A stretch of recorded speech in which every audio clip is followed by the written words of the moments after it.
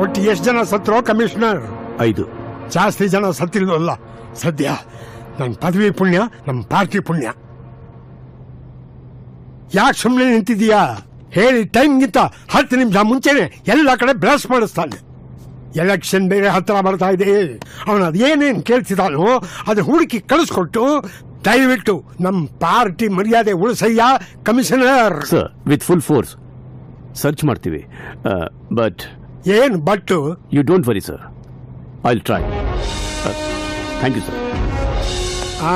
Commissioner, ಅದಕ್ಕಿಂತ ಮೇಲಿನ ಪದವಿ ಯಾವುದಿದೆಯೋ ನನಗೆ ಗೊತ್ತಿಲ್ಲ. ನಾ ಹೇಳಿದ ಕೆಲಸ ಮಾಡಿ ಮುಗಿಸ್ಬಿಟ್ರೆ ಮಾತ್ರ ಕೊನೆಯದು ಮೇಲಿನ ಪದವಿ ಮೇಲೆ ನೀನು ಕೂರಿಸ್ಬಿಟ್ಟು ಬೆಂಗಳೂರಿನಲ್ಲಿ ನಿಂಗೆ ಏನೇನು ಬೇಕೋ ಎಲ್ಲ ಸಿಗೋ ಹಂಗೆ ಮಾಡ್ತೀನಿ. ಇದು ಕಲಿಯುಗ, ನ್ಯಾಯ ನಿಶ್ಚಯ ಬಿಡಯ್ಯ.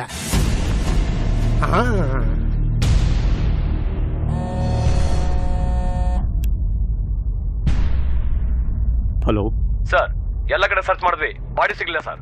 ನೀವು ಅಲ್ಲೇ ಇರಿ, ನಾನು ಬರ್ತೀನಿ. Yes sir.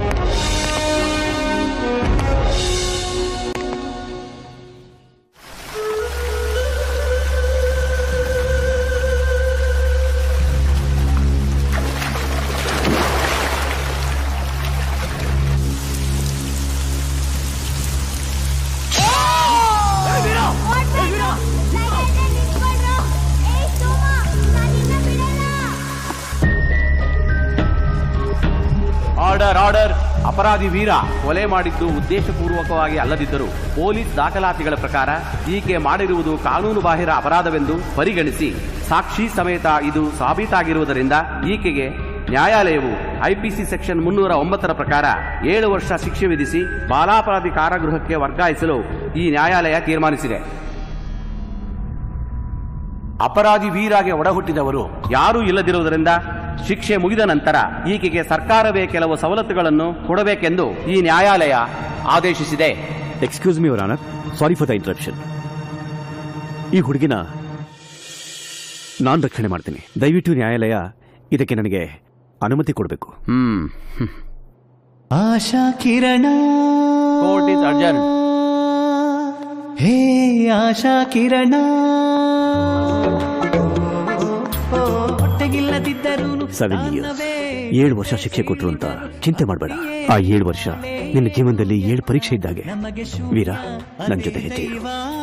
ನಿನ್ನಲ್ಲಿ ಹುಮ್ಮಸ್ಸಿದೆ, ಧೈರ್ಯ ಇದೆ, ನಿನ್ನ ಕಣ್ಣಲ್ಲಿ ಬೆಂಕಿ ಇದೆ. ಇವತ್ತಿಂದ ಕೊನೆವರೆಗೂ ನಾನು ನಿನ್ನ ಜೊತೆಲೇ ಇರ್ತೀನಿ. ಶಿಸ್ತು ಪಥ್ಯ ಓದಿ ಓದಿ ಮಹ ಏನಾಗುತ್ತೆ, ಓದೋದಕ್ಕೆ ಜೀವ ಹಣ್ಣಾಗುತ್ತೆ. ಓದಿ ಓದಿ ಮಹ ಏನಾಗುತ್ತೆ, ಓದೋದಕ್ಕೆ ಜೀವ ಹಣ್ಣಾಗುತ್ತೆ. ಅನುವಾ ಬೀದಿ ಮಕ್ಕಳ ಓದಿನ ತಳಮಳ ತಣಿಸೋ ನಾಡಿನ ಆಶಾ ಕಿರಣ.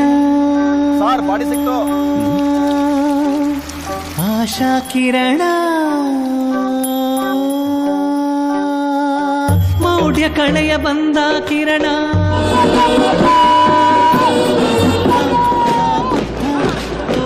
ದಾಸ್ಯ ಕಳಚ ಬಂದ ಕಿರಣ. ಬಾಪು ಆ ಬಾಪು ಎಲಿಯದ್ದು ಹೊಲವ ಮೆದ್ದು ದೇಶ ನಾಶವಾಗೋ ಮುನ್ನ ಕಾಯೋ ಕಾರಣಕ್ಕೆ ಬೇಕು ಆಶಾ ಕಿರಣ. ಅರ್ಧ ದೇಶವೆಲ್ಲ ಇನ್ನು ಅರ್ಧ ಹೊಟ್ಟೆ ಅರ್ಧ ಬಟ್ಟೆ, ನ್ಯಾಯ ಕಾರಣಕ್ಕೆ ಬೇಕು ಆಶಾ ಕಿರಣ.